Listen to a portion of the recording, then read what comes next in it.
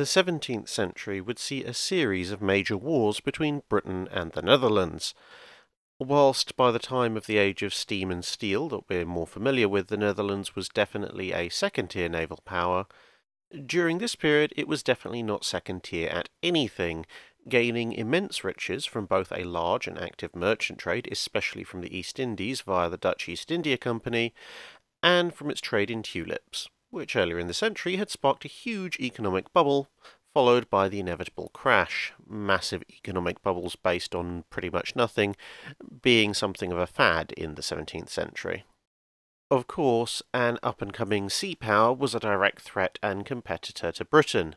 which was itself in something of a transitional state, no longer being just England, but also not having passed the Act of Union yet, and so it was also not the United Kingdom. But with a lot of Britain's own wealth and prestige coming from a naval ascendancy grasped in the late Tudor period in the various conflicts with Spain, a clash with the Netherlands was inevitable, and this had sparked in the 1650s between Republican England under Cromwell and the Netherlands in the First Anglo-Dutch War. That conflict had gone reasonably well for the British, with deep ports and a wave of new heavily built ocean-going warships drawing on a century or so of combat experience. The not Royal Navy had achieved great success against a Dutch force consisting of mostly smaller, lighter-built ships that handled considerably worse in the high seas due to the need to build shallow draft vessels capable of navigating the shoals and sandbanks that made up the Dutch coastline. That the Netherlands was still very much a loose collection of semi-autonomous states didn't help matters either, and these factors combined with the relative lack of actual warships in the Dutch forces, with many of their vessels being converted merchantmen, had allowed the British a series of hard-fought but decisive victories. But with both countries' economic futures depending on a dominant position at sea, the Dutch were not going to take this lying down, and they had the money to do so. And so they began constructing a new navy, with the main formation of about 60 dedicated naval vessels with professional crews, and whose construction and size pushed the limits of what was possible, given the sea and port conditions, especially the depth, that they had to deal with in their home waters. That said, the biggest British ships, what were beginning to be called ships of the line, as actual line of battle tactics were beginning to develop, were still vastly superior in size, durability, and firepower, the single worst of these being HMS Sovereign of the Seas, also known to the Dutch as the Golden Devil, thanks to her extreme amount of gilding. This ship had gone by the name of Sovereign during the Commonwealth period, and had since been renamed Royal Sovereign. During the First Anglo-Dutch War, she'd happily ploughed through multiple Dutch ships solo, resisting pretty much all attempts to board her and laying waste to anything in sight, using her dozens of guns. As a result, the Dutch were unsurprisingly trying to build their own ships of the line, but needed to start from the ground up, whereas new-built British vessels were simply supplementing an existing fleet and extending their existing lead, albeit that this lead was a very rapidly narrowing one. However, despite militarily coming out of the First Anglo-Dutch War with more military victories and a stronger navy, the stagnation of the later Commonwealth period and the upheaval of the restoration of the monarchy had seen British finances outpaced dramatically by the Dutch. So whilst the now restored Royal Navy was slowly rebuilding its strength, the 1660s saw the Dutch fleet about to expand massively. Faced with this situation, Charles II provoked and then declared war against the Netherlands in 1665, and with much of the heavier element of the Dutch fleet still under construction, the Royal Navy was able to land a fairly devastating early blow with the Battle of Lowestoft, exploiting its overall advantage in the size and firepower of its ships to rout the Dutch forces, its 3 squadrons drilled in the new line of battle tactics much better than the disorganised 7 Dutch squadrons, many of whom had no idea what these newfangled battle tactics were, and had even less interest in following orders that weren't coming from their individual state's squadron. The Dutch flagship exploding halfway through the battle also didn't help matters. This was, however, no guarantee of continued success, and the Dutch were building warships at a frantic rate, with many of the lost ships being smaller and older vessels, and their replacements being much larger and more capable. Johan de Witt, a leading Dutchman, banged the appropriate heads together and joined the Dutch fleet, forcing it into a more organised state and ensuring that they actually all knew the same tactics. The Dutch then responded to an attack by Habsburg forces by forming an alliance with France and Denmark that forced the Habsburgs to retreat and meant the British now had to face even more countries declaring war on them. By the end of 1666, the British position was becoming desperate. The Dutch fleet was stronger than ever, with new ships of the line entering service, more powerful than any Dutch ship that had been present at the Battle of Lowestoft, and back on British soil, the Great Plague of 1665, and then the burning of most of London in the Great Fire of 1666, had simultaneously left the country with a huge reconstruction bill, as well as wiping out many of the people and buildings needed to generate the wealth for this, as well as pay for the war. Two major sea battles fought that year, the 4 Days Battle and the St. James' Day Battle, changed things little other than depriving the British of more of their heavier ships, to the Dutch advantage. About the only major British success was a raid on the Vlie estuary that destroyed over 100 Dutch merchant ships. This was a far more critical blow to Dutch cash flow than all of the various sea battles of the Second Anglo-Dutch War so far had been. And so, as 1667 began, the British faced the rather major problem of having far too many financial commitments and far too little money. So in February, it was decided to lay up a good portion of the fleet, whose operational costs were astronomical, whilst they attempted to conduct peace negotiations, whilst simultaneously secretly trying to swing France over to the British side. But the Dutch, de Witt especially, were quite aware that Charles II was largely stalling for time, although they didn't quite know why, and determined to end the war, on their terms, in a single strike. Whilst at sea, the British could make up for their disadvantages with sheer firepower and their heavyweight hulls. When their ships were at anchor and uncrewed, the Dutch could guarantee total sea dominance. The British fleet was dispersed to several major anchorages, with most of the heavy ships concentrated in the Medway, and also in proximity to the rather important naval base and dockyards at Chatham. Destroying or capturing both targets, especially the largest British ships of the line, would leave the British with little choice but to agree to peace on Dutch terms. And so, in June 1667, a Dutch fleet in 3 squadrons under the overall command of Admiral de Ruyter, with Admiral Van Ness and Admiral Van Ghent leading the other 2 squadrons, these names you might be familiar with from the Admiralen class video, began to approach the Thames estuary, with the fleet being first revealed as wind dispersed a fog bank on the 6th of June.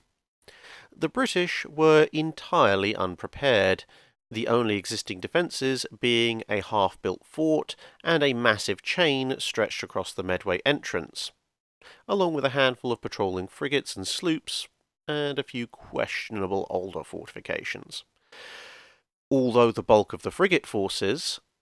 which we would later consider to be 3rd and 4th rate ships, not 5th and 6th rates, were dispersed elsewhere, as we said earlier, most of the heaviest ships in the Royal Navy were sitting uncrewed behind only the most notional of barriers. That said, the actual Dutch assault was still almost a week away, but it hardly mattered. Whilst messages could reach London in a day or so, the British Army was small and at this moment, like the Navy, hadn't been paid for a good long while. Their speed of advance and enthusiasm, assuming that they'd even obey an order to advance, would be minimal. And for ships laid up in ordinary, even assuming that sailors could be found to crew them, re-rigging a ship of the line, then craning on board any removed guns, ammunition supplies, and such like, was an exercise of months, maybe a few weeks if you were really fast, definitely not a week. In any case, leaving their larger ships as a covering force, because the Thames estuary was almost as shallow as some parts of the Dutch coast, the Dutch lighter ships began to make their way through the unfamiliar shoals and shallows that right now were pretty much the single most effective defence the British had. Various Dutch raiding parties were landed either side of the Thames estuary, but in these cases the local militias proved relatively effective at fending them off. The experienced Duke of Albemarle was sent to take charge, but found Chatham and the anchorage in a state of confusion. The Commissioner of Ships, Peter Pett, seemed to have realised that the situation was bad and had made off to safety with his ship models. This wasn't actually as petty as it sounds, although this was lost on a great many people at the time. But in a period where standardised design was not yet common practice, and at a time when it looked like a good portion of the Royal Navy was about to go up in smoke, the carefully crafted and designed models were the future of the Navy. From these, new ships could be built with lines that wouldn't leave them slow, agile as a brick, and deep-drafted, something that would be vital to avoid if the numerical superiority of British heavy ships was about to be lost. Nonetheless, making the best of a bad situation, what artillery there was began to be moved around and concentrated, and what small ships were available to support the patrolling frigate Unity were dispatched. At the same time, desertion caused the loss of the fort at Sheerness, which was probably the single strongest fortification in the way, and the arrival of more and more notable figures of authority, each of course with their own ideas about how to do things, caused even more confusion amongst the British defenders.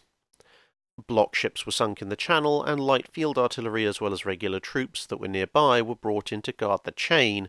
whilst what sailors could be found were rushed to man the ships nearest the chain.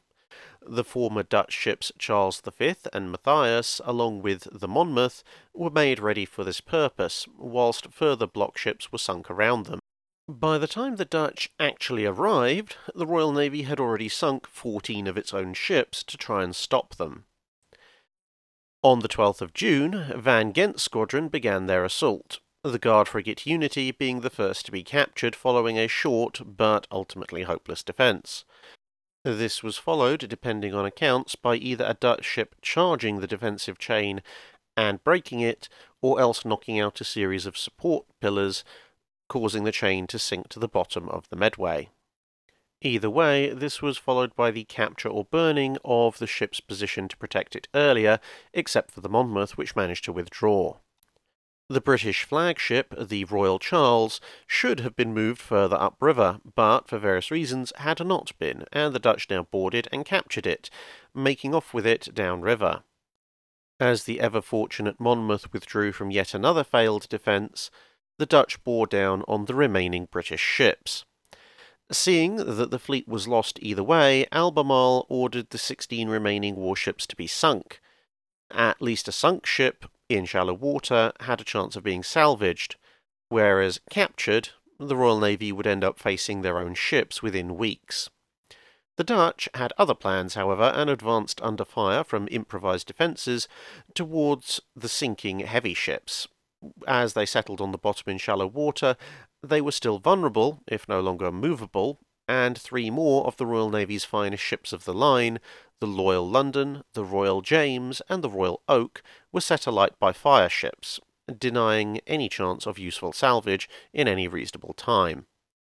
This would leave the Royal Navy's capital ship fleet diminished to a total of 4 vessels that had more than 75 cannon afloat, and only one of these was a full-on capital ship, what would later be known as a first-rate, although some small comfort could be drawn from the fact that this sole survivor of the top-of-the-line British warships was the Royal Sovereign, formerly Sovereign of the Seas, which was in Portsmouth under refit.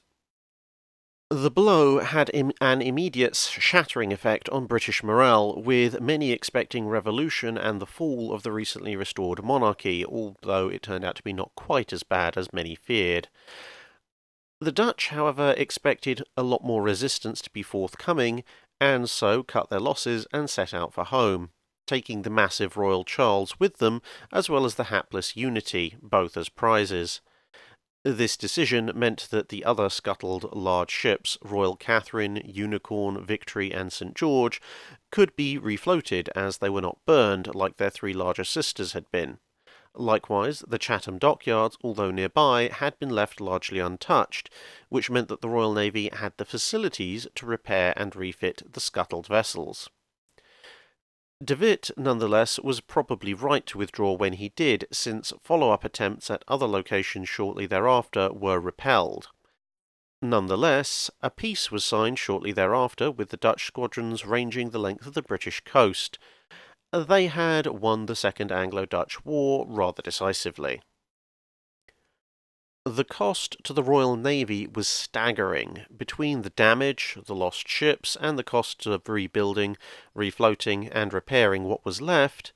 including, in the end, using the burnt-out hulks of the three larger ships as the basis for what were effectively new ships, but without the trouble of having to go looking for big keel timbers, the total cost amounted to around £200,000 in the money of the time, which by direct inflation would be around £30 to £40 million these days, but in terms of economic cost, i.e. the purchasing power of that money, and thus a close estimate of the quote-unquote real cost,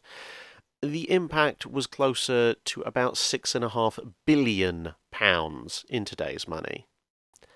That's a rather big hit. It would take years until the money could be found for a new building program to restore the fleet to its old strength, and inevitably this was just in time to fight the Third Anglo-Dutch War. For the Dutch, the loss of 8 fireships and 50 men was a small price to pay for all these benefits, although the Royal Charles turned out to be entirely too large to use in shallow Dutch waters and was instead turned into a tourist attraction before being scrapped in 1672, with her stern decoration preserved and still on display in the Netherlands, although it was briefly brought back to the UK for the Diamond Jubilee of the Queen in 2012. The raid on the Medway remains the single most disastrous defeat for the Royal Navy in terms of absolute ships lost and also in terms of overall impact on the fleet. It also remains the only major naval disaster to befall the Royal Navy that was the direct result of the loss of a war for the UK. Coming out of the conflict militarily far ahead, the only dark spot for the Dutch of the Second Anglo-Dutch War was the loss of the 160-odd merchantmen in that raid we mentioned earlier, as this had a significant effect on the Dutch ability to conduct commerce. Nevertheless, the Dutch Golden Age would continue for a good few years thereafter. That's it for this video. Thanks for watching. If you have a comment or suggestion for a ship to review, let us know in the comments below. Don't forget to comment on the pinned post for dry dock questions.